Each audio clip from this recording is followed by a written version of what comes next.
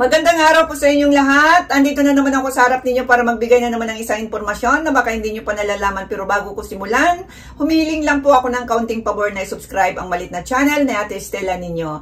Guys, huwag na tayong paligoy-ligoy pa. Simulan na natin ang ating topic ngayon. Ang topic natin ngayon ay nanggaling sa ating isang subscriber. Narito po ang kanyang katanungan.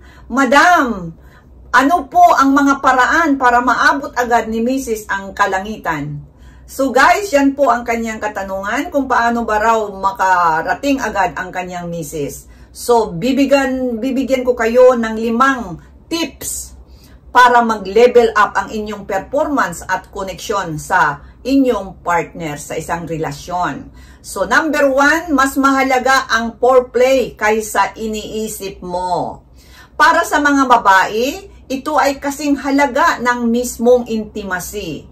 Mas matagal na lambingan, napapadali ang sukdulan ni Mrs. So, yan po ay napakahalaga, guys. Ang ibig sabihin, magtutok o tutukan muna ninyo ng medyo matagal ang buong katawan o saan doon ang mga sensitibo na lugar, no? So, yan po ang una.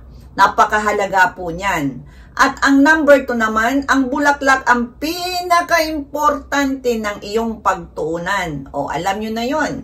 Alam nyo guys na 80% ng kababaihan ay hindi nakakarating sa sukdulan.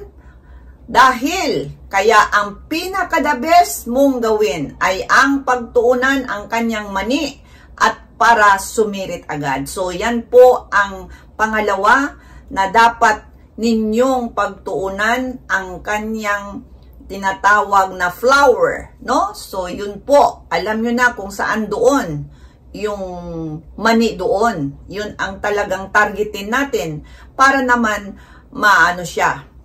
Uminit talaga ng uminit. So, badali yan. Tandaan natin yan. Alam ko doon sa mga nakarelate. So, yan po yung pangalawa. At ang pangatlo naman, hindi mahalaga ang laki ng iyong batuta. So, ano bang ibig sabihin? Hindi po mahalaga ang malaki man siya o maliit.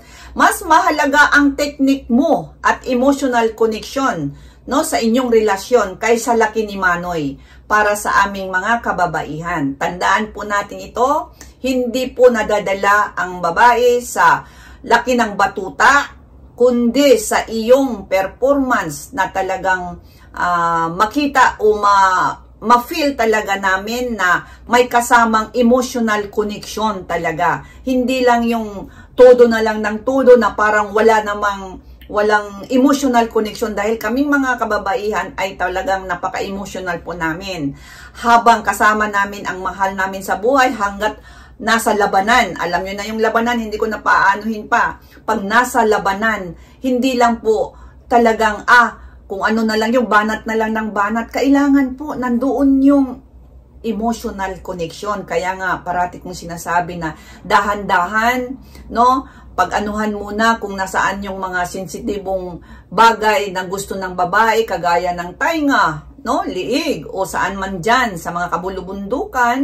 Kaya yun po ang isang ninanais ng mga kababaihan. Kasama na po ako doon para naman mas ganado, no? So yan po yung pangatlo, hindi po kailangan na yung laki ng ng batuta. So tandaan po natin yan. Baka naman meron diyan yung mga insecure sa kanilang mga piston. Wag na wag po ninang isipin. Ako na po ang magpapatunay na hindi po yan hinahangad ng mga kababaihan. So yan po yung number 3. At ang panglas naman natin, huwag itutok sa sariling pangangailangan lamang o pressure lang, no? Ibig kong sabihin, hindi lang po para sa inyo ang gagawin ninyo. Kapag masyadong nakafocus ang lalaki sa sariling kapakanan lang at nakakalimutan ng bigyan ng atensyon ang kanyang partner, bumababa ang kasiyahan ng babae o ang excitement, no?